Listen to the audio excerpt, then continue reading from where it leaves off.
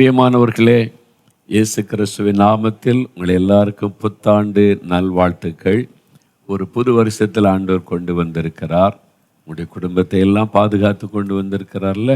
அப்போ இந்த புது வருஷத்துக்கு தேவன் நமக்கு நம் குடும்பத்துக்கு என்ன ஆசீர்வாதம் வைத்திருக்கிறார் அதையெல்லாம் தியானித்து புத்தாண்டு ஆசீர்வாதத்துக்காக செபிக்க போகிறோம். அதுக்கு முன்னால் ஆண்டவரை துதித்த பாடணும்ல. சிலர் இந்த புது வருஷத்தை காணாமலே போயிட்டாங்க. அந்த ஆண்டவர் நம்மை புது வருஷத்தில் கொண்டு வந்து மகிழ பண்ணி இருக்கிறார்.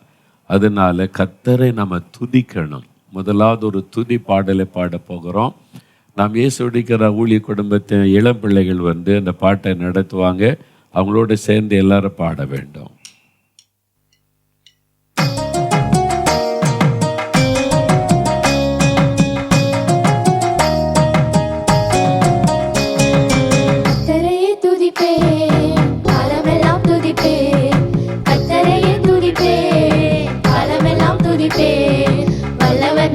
கிருபை உள்ளவர் என்றே பாடுவேன், வல்லவர் நல்லவர் கிருபை உள்ளவர் என்றே பாடுவேன்.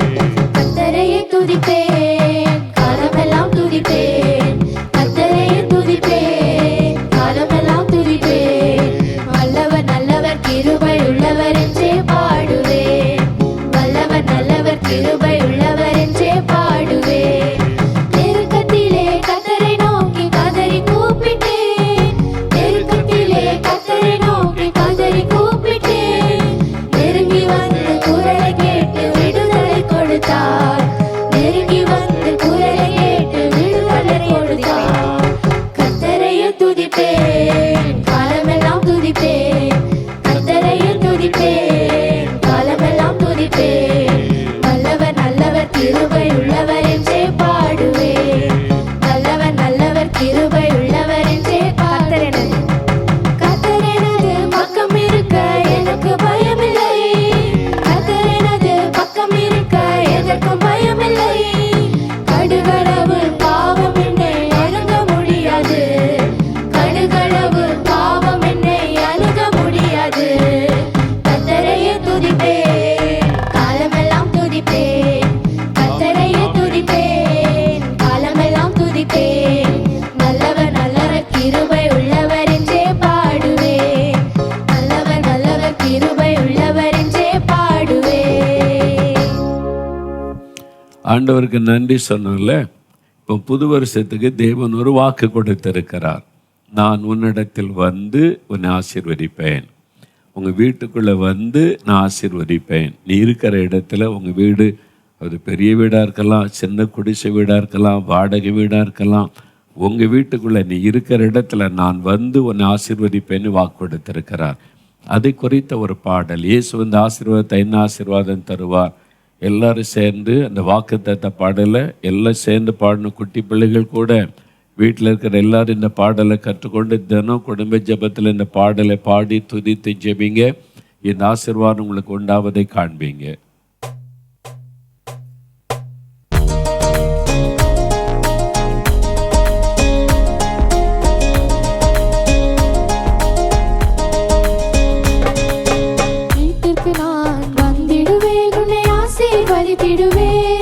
உன்னோடு நான் தங்கிருப்பேன், உன்னை வழி நடத்திடுவேன்.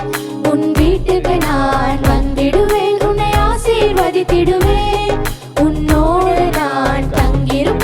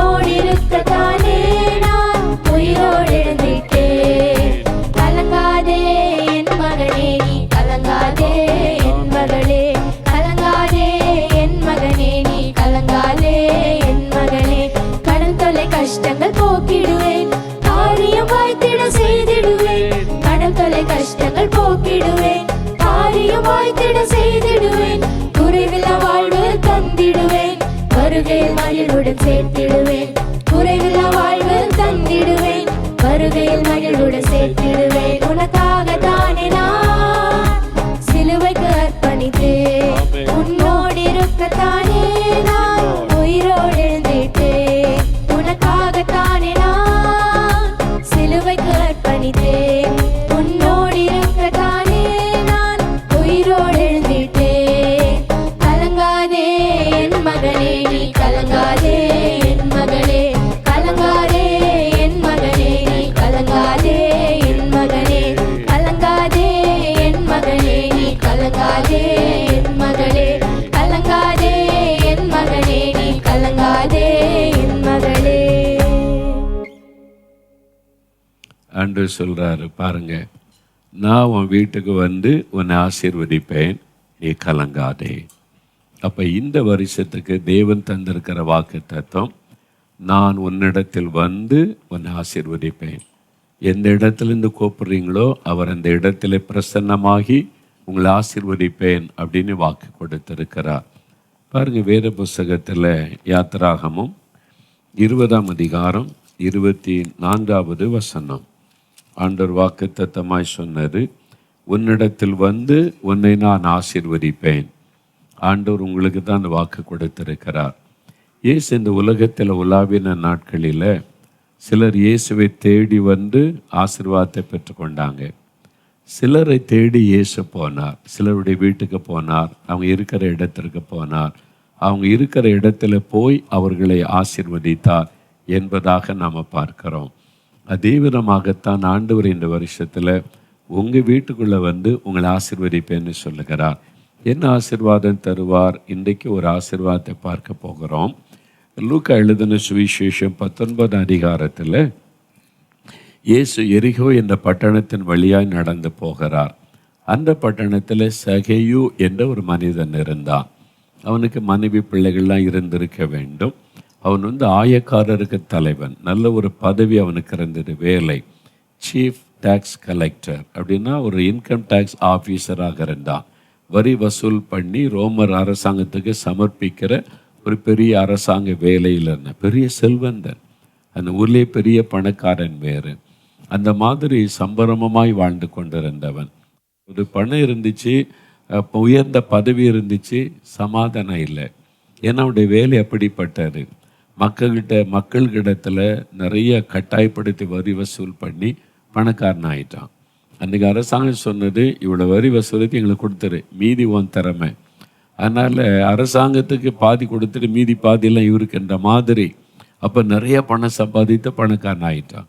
மக்களுக்கு என்னதுன்னா, இவன் நம்மக்கிட்ட அநியாயமாக வரி வசூலித்து அவன் வந்து அந்நிய அரசாங்கத்துக்கு கொடுக்குறான், இவன் பணக்காரன் ஆகிட்டான். மக்கள் அவனை வெறுத்தார்கள். யாரும் வீட்டுக்கு போக மாட்டாங்க, அவன்கிட்ட பேச மாட்டாங்க, ஒதுக்கி வச்சிருந்த மாதிரி தான். அப்போ நிம்மதி இல்லை, சமாதானம் இல்லை, பாதிப்புகள். அப்படிப்பட்ட சூழ்நிலையில் தான் இயேசுவை பார்க்க வேண்டுமென்னு ஆசையாய் வந்தான். இயேசு என்ன சொல்கிறார்? 5ஆம் வசனத்தில், சகைவே மரத்தில் ஏறி உட்கார்ந்து இயேசுவை பார்க்கணுன்னு காத்திருந்தான். நீ இறங்கி வா, உன் வீட்டில் தங்க வேண்டும், உன் வீட்டுக்கு நான் வருகிறேன். அவனுக்கு ஆச்சரியம், என் வீட்டுக்கு இயேசு வருகிறாரா? இயேசுவே சொல்கிறான், நான் வீட்டுக்கு வருகிறேன்னு சொல்லி அவன் இயேசுவை அழைத்து கொண்டு போகிறான். ஜனங்க சொல்கிறாங்க, போய் இவன் வீட்டுக்கு இயேசு போகிறாரு.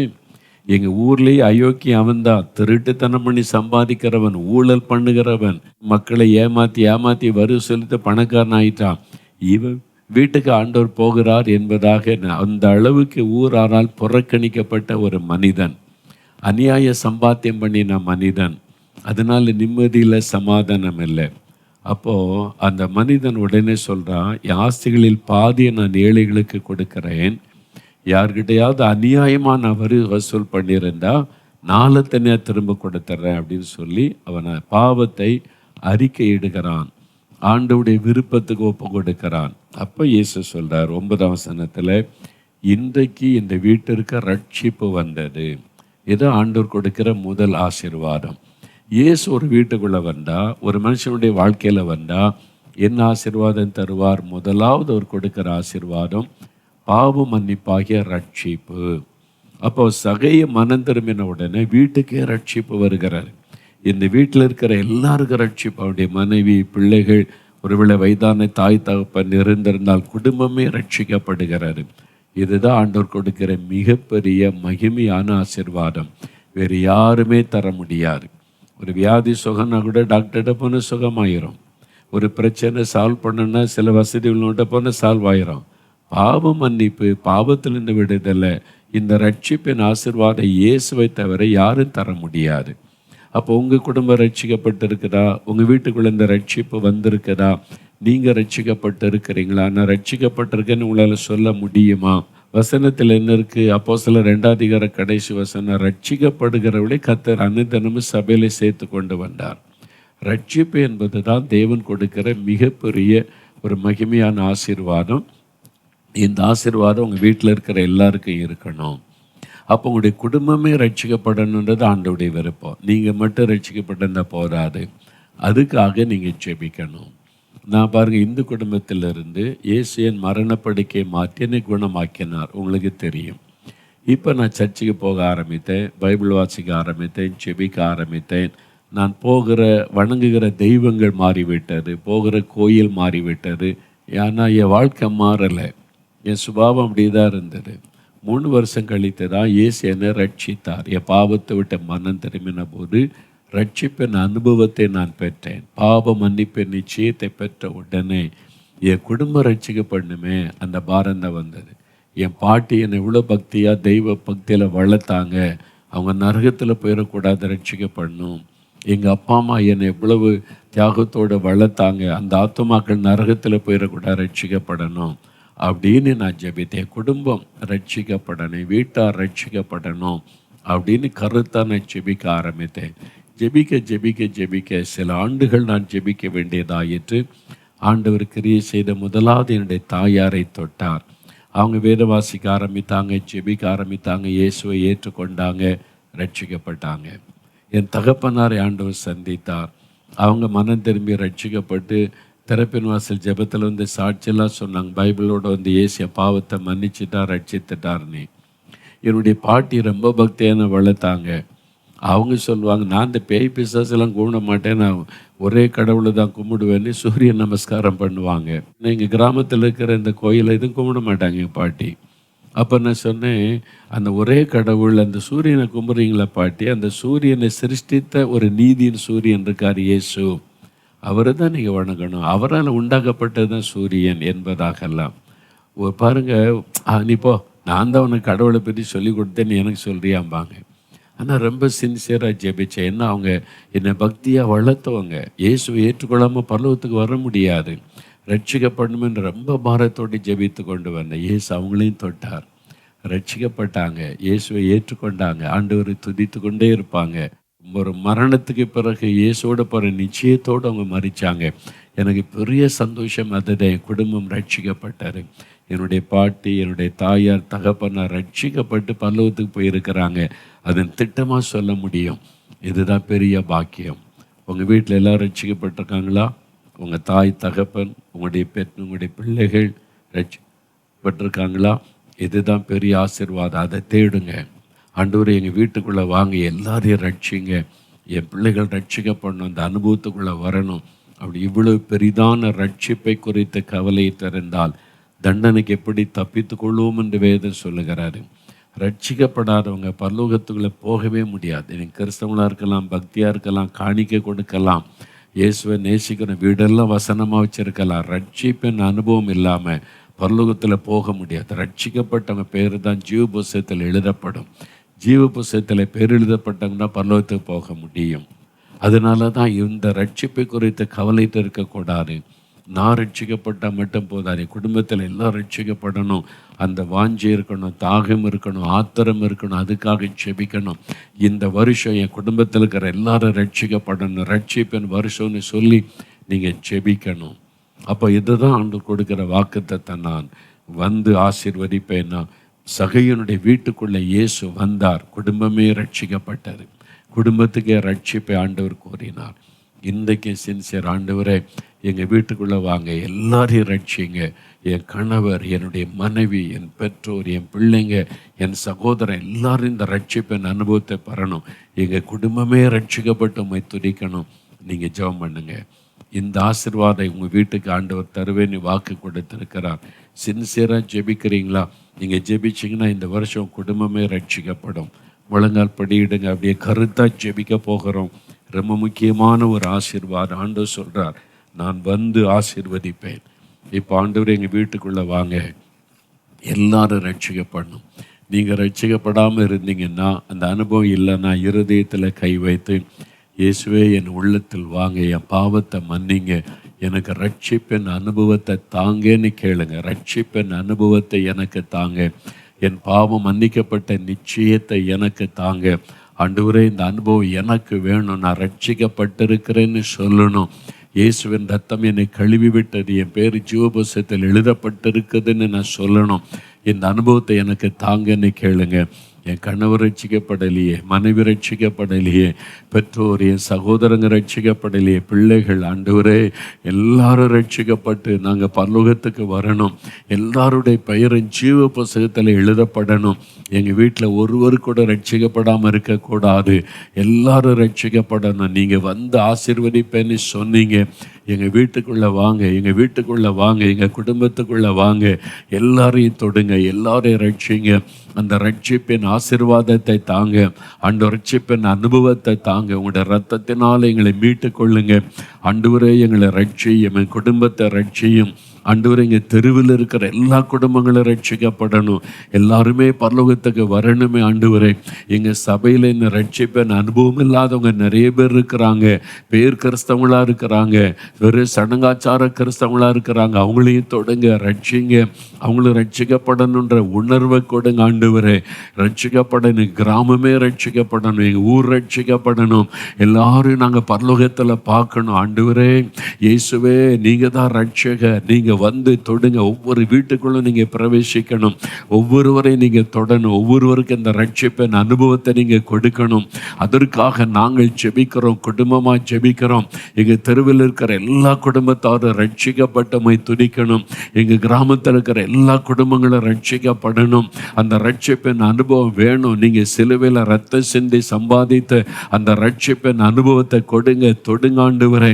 ரட்சிப்பை தடை பண்ணுகிற ஆவிகள் எல்லாம் விலகட்டும். ரட்சிக்க கூடாதபடி இருதயத்தை கடினப்படுத்துகிற பிசாசின் கிரியைகள் அழிக்கப்படட்டும். மனம் திரும்புதல் உண்டாகட்டும். ரட்சிப்பின் அனுபவம் உண்டாகட்டும். உம்முடைய ரத்தத்தை எங்கள் வீட்டுக்குள்ளே தெளிக்கிறோம். எங்கள் தெருவிலெல்லாம் எல்லா வீடுகளுக்குள்ளும் உம்முடைய ரத்தத்தை தெளித்து ஜெபிக்கிறோம். தடைகள் விலகட்டும். ரட்சிப்பின் அனுபவம் உண்டாகட்டும். எல்லாரையும் ரட்சித்து அந்த ரட்சிப்பின் சந்தோஷத்தை நான் நிரப்புங்க. எங்கள் வீட்டுக்குள்ளே நீங்கள் வந்துட்டீங்க. எங்கள் குடும்பமே ரட்சிக்கப்பட்டு இந்த வருஷத்தில் சாட்சியாக நிற்க போகிறதற்காய் ஸ்தோத்திரம், ஸ்தோத்திரம், ஸ்தோத்திரம். இயேசு கிறிஸ்துவின் நாமத்தில் ஜெபிக்கிறோம். ஆமேன், ஆமேன். என் ஆத்துமாவே கர்த்தரை ஸ்தோத்திரி, என் முழு உள்ளமையுடைய பரிசுத்தமுள்ள நாமத்தை ஸ்தோத்திரி. என் ஆத்துமாவே கர்த்தரை ஸ்தோத்திரி, அவர் செய்த சகல உபகாரங்களை மறவாதே. ஆமேன், ஆமேன். எங்கள் குடும்பம், எங்கள் குடும்பம், எங்கள் குடும்பம், இயேசுவின் குடும்பம், மகிழ்ச்சியான குடும்பம், ஆசீர்வாதமான குடும்பம். இயேசுவே குடும்ப தலைவர், இயேசுவே குடும்ப டாக்டர், இயேசுவே குடும்ப நண்பர், இயேசுவே எங்களுக்கெல்லாம். இயேசுவே குடும்ப தலைவர், இயேசுவே குடும்ப டாக்டர், இயேசுவே குடும்ப நண்பர், இயேசுவே எங்களுக்கு. This program is sponsored by Brother Balakrishnan and family, Kanchipuram. ஆதியாகமம் 26:3 படி, நான் உன்னுடனே கூட இருந்து உன்னை ஆசீர்வதிப்பேன் என்று கர்த்தர் சொல்லுகிறார். Brother Arul Raj and family, Tirunelveli. Zephaniah 3:20 படி, கர்த்தர் உங்களை கீர்த்தியும் புகழ்ச்சியுமாக வைப்பாராக. Niswo Marine Surveys LLP, Chennai. யோவான் 1:50 படி, இதிலும் பெரிதானவைகளை காண்பீர்களாக. Brother Abraham and family, Thuthukudi. ஏசாயா 54:13 படி, உங்கள் பிள்ளைகள் எல்லாரும் கர்த்தரால் போதிக்கப்பட்டிருப்பார்களாக. Sister Anitha Suresh and family, Tirunelveli.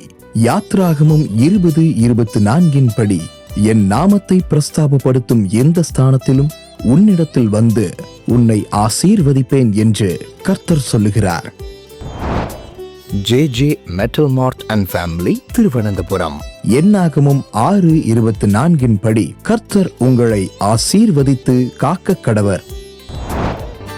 அன்பானவர்களே, நீங்களும் தொலைக்காட்சி ஊழிய பங்காளராகிட தொடர்பு கொள்ள வேண்டிய தொலைபேசி எண் 994222466611.